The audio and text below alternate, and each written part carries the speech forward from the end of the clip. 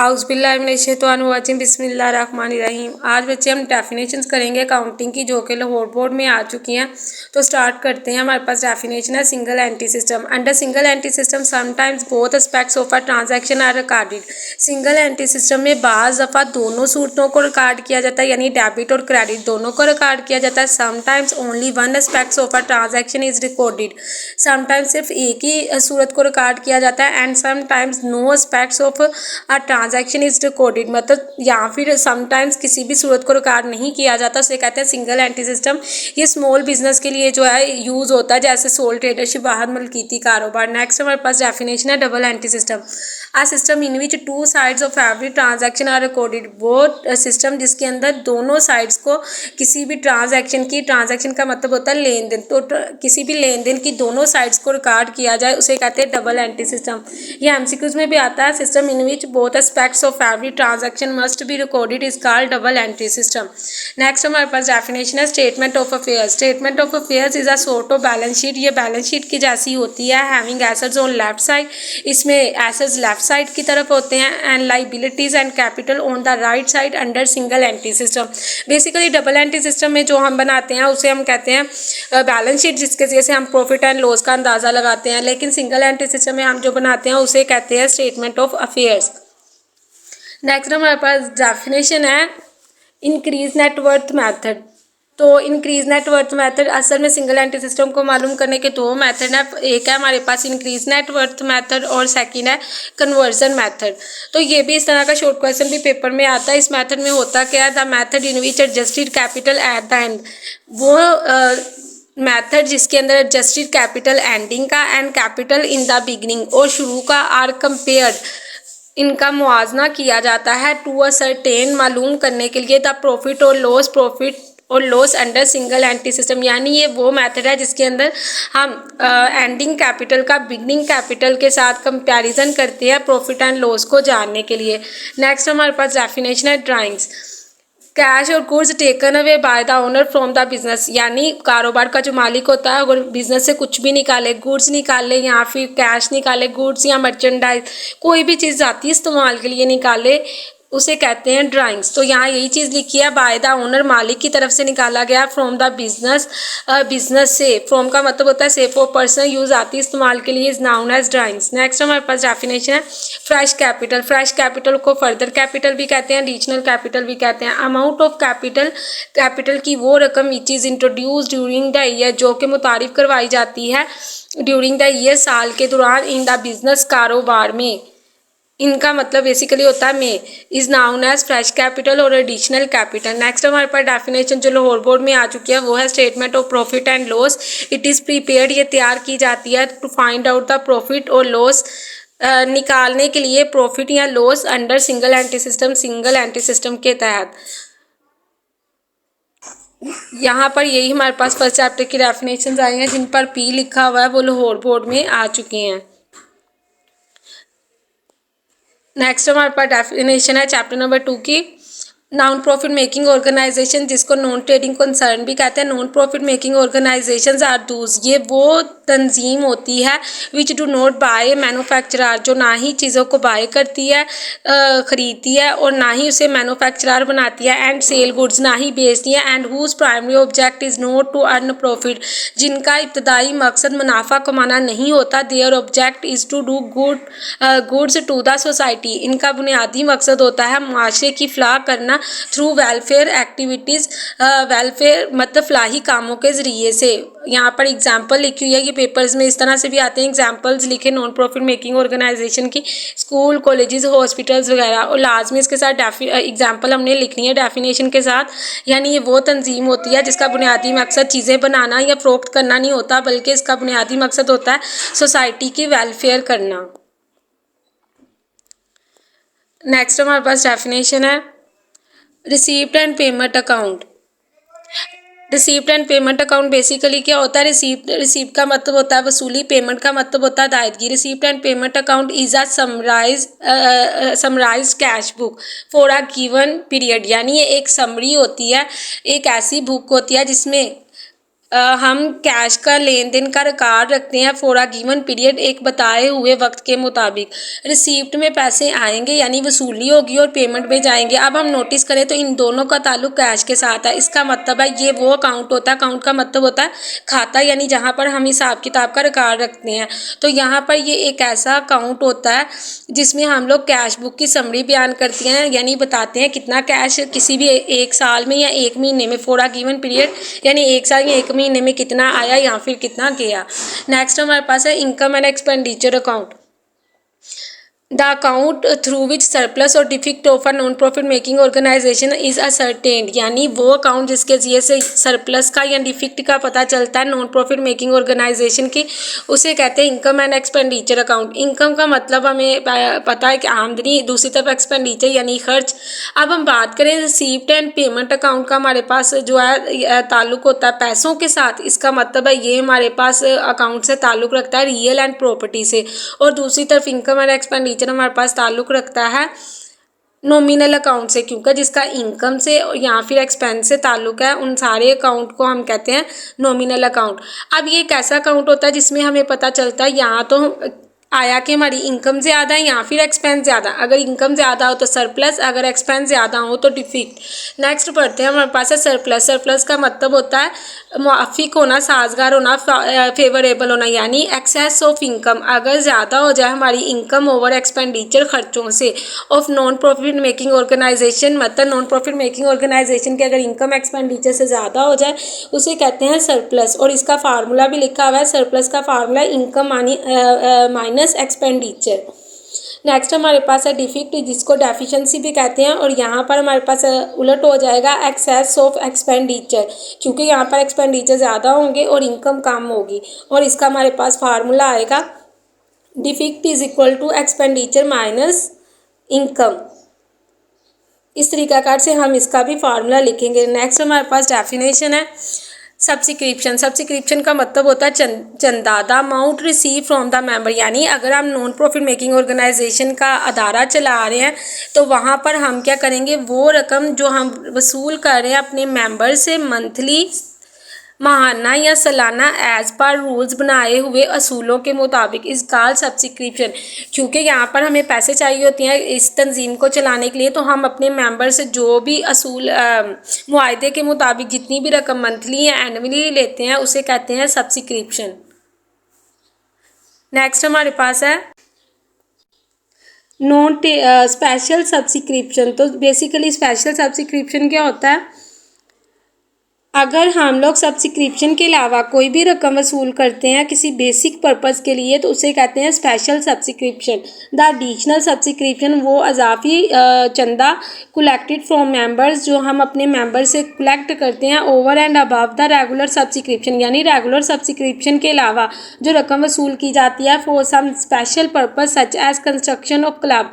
Club की जो building है उसकी कंस्ट्रक्शन की जा रही है, तो ये एक बेसिक पर्पज़ है, ये इसीलिए इसे कहेंगे special subscription. Non trading concern में चलाने के लिए मोटी तरह की जो रकम चाहिए होती है वो हमारे पास यहाँ पर मोटी तरह के सोर्सेज भी अवेलेबल हैं, यहाँ पर लिखे हुए हैं।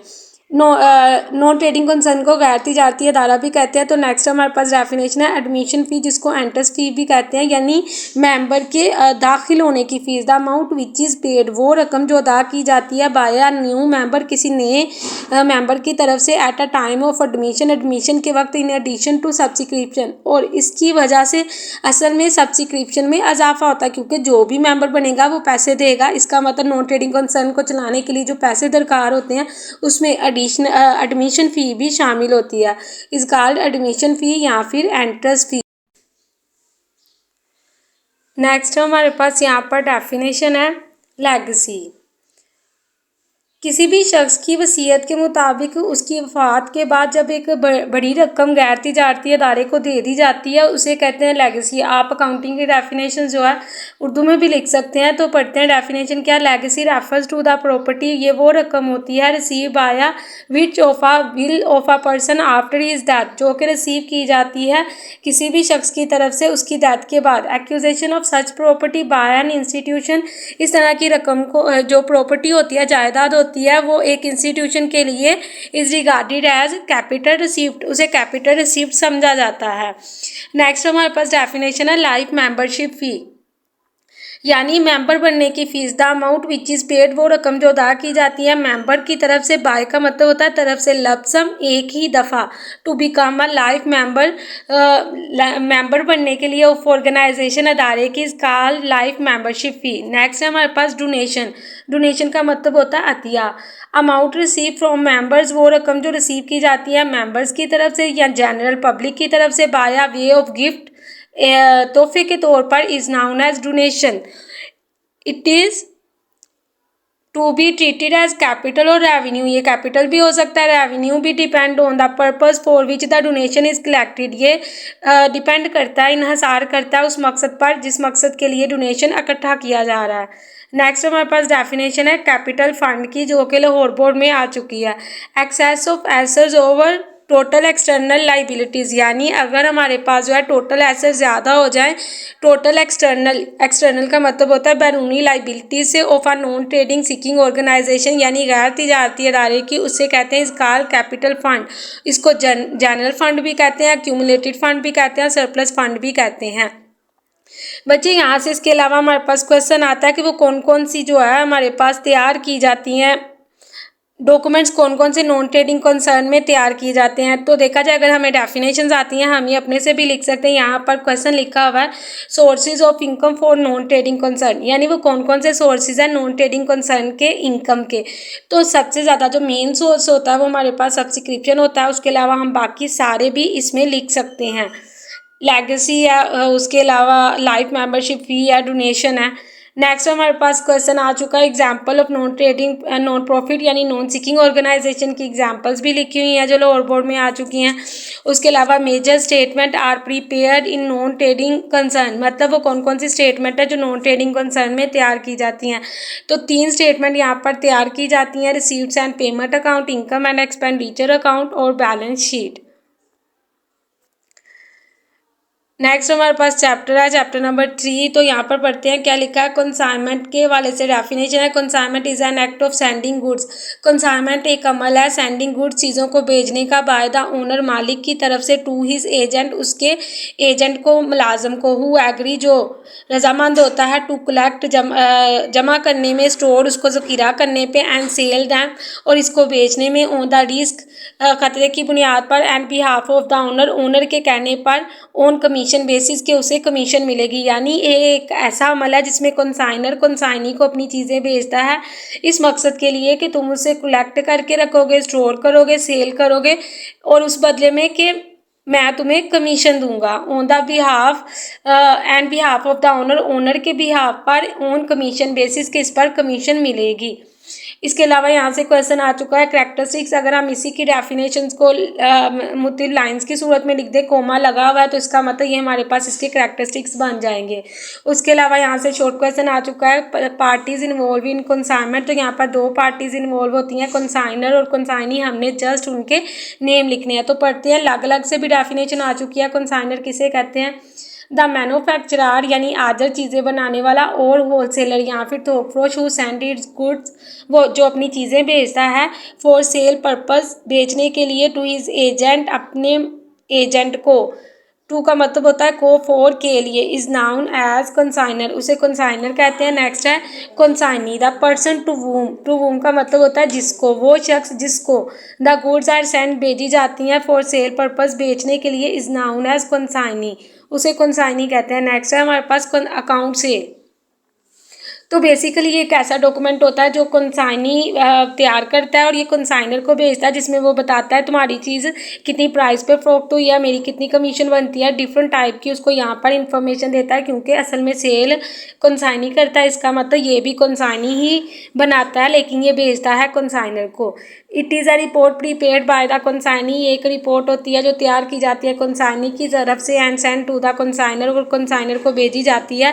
पीरियोडिकली वक्त के लिहाज से विच शोज़ द डिटेल, जो डिटेल बताता है about the sale of goods, चीज़ों को बेचने के बारे में। The price at which goods are sold, यानी वो कीमत जिस पर चीज़ें बिकी हैं। एक्सपेंसेस पेड बाय कंसाइनी, यानी कंसाइनी बताता है कि तुम्हारी चीज़ कितने में बिकी है, मैंने खर्चे कितने किए हैं on the behalf of the consignor, असल में वो तुम्हारे हैं। तो देखा जाए तो एजेंट तो जस्ट उसको कमीशन मिलेगी, सारे के सारे खर्चे कंसाइनर के ही होते हैं। कंसाइनी को एजेंट भी कहते हैं, कंसाइनर को प्रिंसिपल भी। एजेंट्स कमीशन, एजेंट मतलब मेरी कितनी कमीशन बनती है। And net balance for which is liable, मतलब वो नेट बैलेंस जो मैंने तुम्हें देना है, वो शॉर्ट फॉर्म में ये बताना चाहता है कि मैंने कितनी एक्सपेंसेस पे किए हैं, मेरी कितनी कमीशन बनती है, और मेरे सारे पैसे निकाल के, यानी अगर एडवांस के तौर पे भी मैंने कुछ भेजे हैं तो आखिर पे तुम्हारा नेट बैलेंस कितना बनता है, जो विच इज़ लिएबल, यानी लिएबल मतलब जिम्मेदार, यानी यहाँ पर वो बताता है कि असल में कितने पैसे मैंने तुम्हें देने हैं, अपने सारे एक्सपेंसेस, अपनी कमीशन और एडवांस के पैसे निकाल के।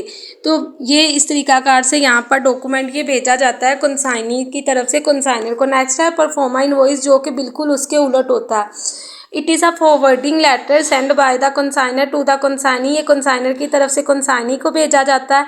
इसमें बेसिकली कंसाइनर कंसाइनी को भेजता है डॉक्यूमेंट के, जो मैं तुम्हें चीज़ें भेज रहा हूँ, सेल करनी है जो तुमने, उसके बारे में इंफॉर्मेशन, उसका नाम क्या है, प्राइस क्या है, आइटम्स कितनी है, उनका वेट वजन कितना है, सारी चीज़ों के बारे में। विदा पढ़ते हैं यहाँ क्या लिखा है हमारे पास। It is a forwarding letter send by the consignor to the consignee, ये एक लेटर होता है जो कंसाइनर की तरफ से कंसाइनी को भेजा जाता है। With the goods containing particulars as the name, यहाँ पर ये चीज़ों के साथ भेजा जाता है। कंटेनिंग पार्टिकुलर्स जो मुश्तमिल होता है कुछ ख़ास चीज़ों पर, as the name of the item, उस पर आइटम्स के नेम लिखे होते हैं या नंबर लिखा होता है। एंड द प्राइस, और इनकी जो है कीमत लिखी होती है। नेक्स्ट है कमीशन, कमीशन को ऑर्डिनरी कमीशन भी कहते हैं। In connection with the consignment, consignment के साथ जुड़ा हुआ द रेम्यूनरेशन, मुआवजा, रेम्यूनरेशन का मतलब होता है मुआवजा, ऑफ द कंसाइनी, कंसाइनी का। For selling the goods of the consignor, चीज़ों को, फॉर सेलिंग द गुड्स, चीज़ों को बेचने के लिए, ऑफ द कंसाइनर, मालिक की, कंसाइनर की, इज कॉल्ड कमीशन, तो इसे कहते हैं कमीशन। यहाँ बेसिकली RE लिखा हुआ है, REMUNERATION, रेम्यूनरेशन यानी मुआवजा। नेक्स्ट हमारे पास डेफिनेशन है del credit commission. The extra commission which is paid by the paid to the consignee, वो एक्स्ट्रा कमीशन जो कि कंसाइनी को अदा की जाती है। अगर डेल क्रेडिट कमीशन कंसाइनी को दी जा रही है, सिंपल इसका मतलब है अगर बैड डेट्स होंगे, यानी वो डेटर जो पैसे नहीं दे पाएंगे, उसकी रिस्पॉन्सिबिलिटी भी एजेंट ही उठाएगा, कंसाइनर की नहीं है। लॉस बैड डेट्स वाला कंसाइनर का नहीं होगा। तो यही बात है which is paid to the consignee, जो हम अपने कंसाइनी को देते हैं। If loss on account of bad debts is borne by him, अगर वो जिम्मेदारी उठा ले बैड डेट्स की, कि बैड डेट्स जितने भी होंगे वो मेरे होंगे।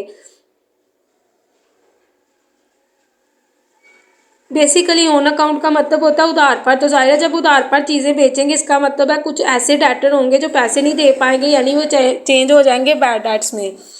नेक्स्ट डेफिनेशन करने से पहले आप सबसे एक छोटी सी रिक्वेस्ट है, मेरे कुछ कलीग्स हैं जो कि यतीम खाना खोलने के बहुत ख्वाहिशमंद है, उसके लिए फ़ंड इकट्ठा करें। अगर आप नेकी के इस काम में अपनी कंट्रीब्यूशन करना चाहते हैं तो नीचे डिस्क्रिप्शन में जो नंबर दिया गया उस पर जैज़ कैश करवा सकते हैं, या कोई भी कंट्रीब्यूशन करना चाहता है ये कॉन्टैक्ट नंबर दे सकते हैं। इंशाल्लाह आपकी दी हुई रकम किसी भी गलत मकसद के लिए इस्तेमाल नहीं होगी। चैनल को सब्सक्राइब करना और वीडियो को लाइक करना नहीं भूलना, ताकि मुझे इससे मोटिवेशन मिलती रहे। तो पढ़ते हैं। नेक्स्ट हमारे पास डेफिनेशन है अब नॉर्मल लॉस ऑफ स्टॉक, यानी ये नॉर्मल से हट के ज़्यादा लॉस है। तो any loss which is occurs, वो लॉस जो वाक़या होता है ड्यू टू फायर, आग, एक्सीडेंट, थेफ्ट, चोरी की वजह से, नेग्लिजेंस, लापरवाही की वजह से, एटसेट्रा, इज नाउन एज अब नॉर्मल लॉस ऑफ स्टॉक, और इसे अब नॉर्मल लॉस कहा जाता है। नेक्स्ट हमारे पास डेफिनेशन है नॉर्मल लॉस ऑफ स्टॉक। यहाँ बच्चे देखा जाए तो ये लाइन लिखना ज़रूरी नहीं है।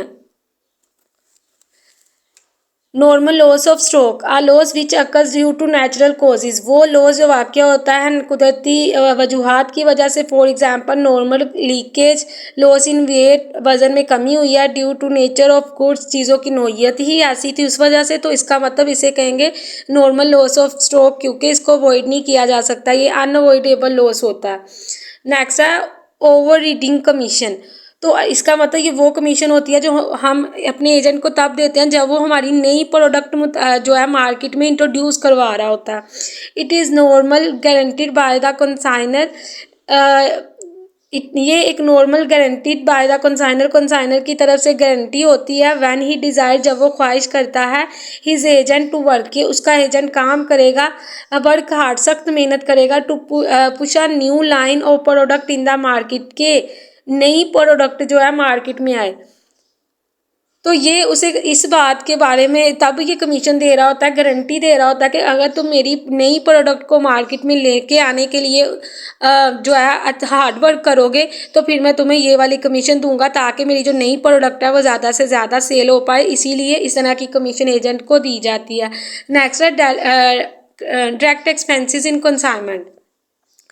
Expenses incurred before reaching the goods in the godam of the consignee, वो एक्सपेंसेस जो वाक़या होते हैं